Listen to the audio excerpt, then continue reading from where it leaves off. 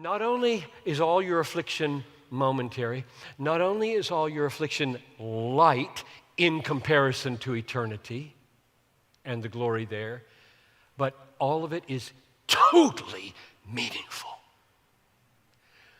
Now that is a very controversial statement because of how much insane suffering there is in the world. Every time something horrific happens, an interviewer will say, meaningless. And that is what it looks like. That's what it looks like. See, look at it. This is meaningless. These 23 kids in India, what did they do? They ate lunch, and they're dead. Or Moore, Oklahoma, or Boston. It's everywhere. Now we've got the internet. We've got no excuse for not crying every day. Weep with those who weep, right? If you don't have a theology that can cope with the internet horrors, you just better check out or get one. This text says, our light, momentary affliction is preparing for us an eternal weight. It doesn't say will be followed by an eternal weight of glory. That would be good enough. That would be good enough. That's not what it says. Kat ergodzomai. Forgive the Greek. I just love it. Got to dump it out every now and then. You don't need to know that. The word means produce, prepare, cause to bring about. I'll venture this.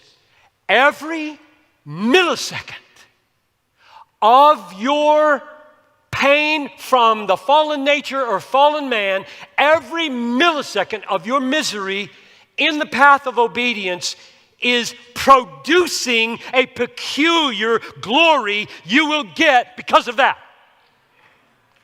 That's a very controversial statement, and I believe it. So that if anybody says to me that a believer's suffering was meaningless, I'll be quiet probably because they're probably hurting really bad right now, and I'm going to wait and see when the right time is. But I'm going to come back eventually and say, it wasn't meaningless. I don't care if it was cancer or criticism. I don't care if it was slander or sickness. It wasn't meaningless because verse 17 says, my light, momentary, lifelong, total affliction is doing something. It's doing something. It's not meaningless. Of course you can't see what it's doing. This is the main unseen thing verse 18 is talking about, I think. What's the unseen you're supposed to look at? You're supposed to look at the promise of God in verse 17 that says your pain is doing something for you.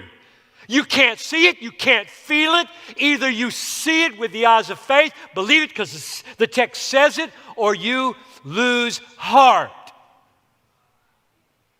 And I'm going to close with John the Baptist as an illustration. I love and groan. My name's John. I love all the Johns in the world. That's a weird thing to say in the city.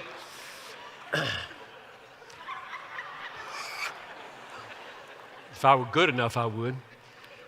But I love John the Baptist, and I love his story, and I weep over the way it ended. So let me just take 3 minutes and tell you the way it ended, and we'll stop. He's in prison, and you know why he's in prison. Jesus said, there is no man born of woman greater than John the Baptist. Jesus said that. He's in prison. You know why he's in prison? Because he looked the king right in the face and said, you can't have her. She is Philip's wife. You're an adulterer.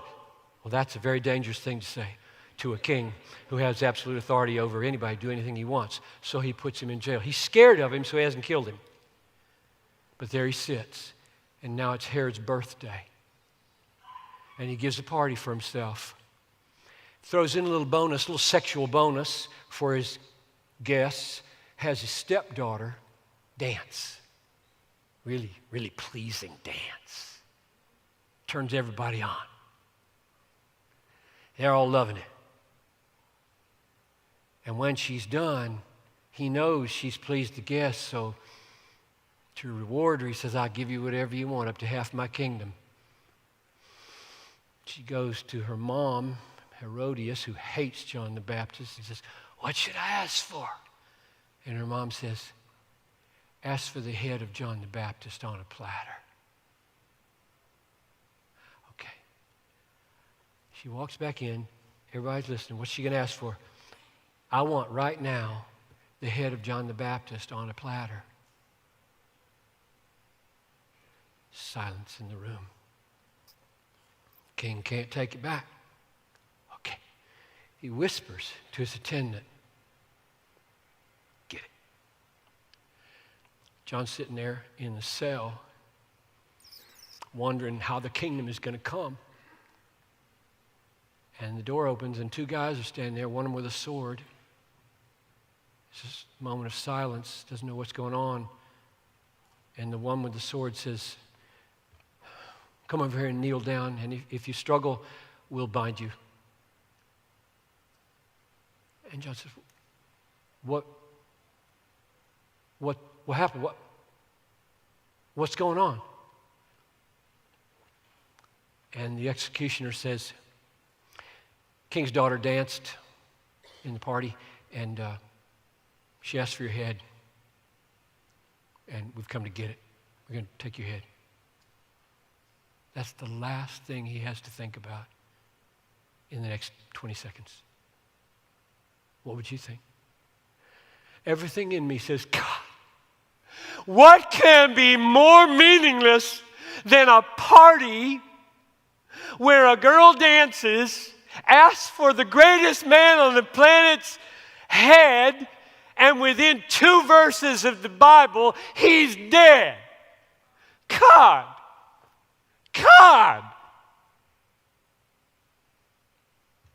Meaningless. Absolutely meaningless way to die. Nothing glorious about it. It stinks to high heaven. I'll tell you, I hope God in his mercy put into John's head in those 20 seconds this light momentary affliction is working for you an eternal weight of glory. And so I believe the main because for not losing heart in this text is that none of your suffering is meaningless. It'll feel that way. That's why verse 18 says, don't look at what's seen. I mean, you just stand there watching that happen. You just stand there watching that happen. You're going to kill him. He didn't do anything. She just danced. Don't do that. It's meaningless. This is totally crazy. This is an absurd novel. This doesn't happen. That's the way you talk, right? What your eyes are telling you is meaningless. Don't look to what is seen. When your mom dies, when your kid dies, when you got cancer at 40, when a car careens into the sidewalk and takes her out, don't say, that's meaningless. It's not. It's working for you an eternal weight of glory. Therefore, do not lose heart, but take these truths, all the ones you've heard in every message, and day by day, focus on them. Preach them to yourself every morning. Get alone with God and preach his word into your mind until your heart sings with confidence that you are new and cared for.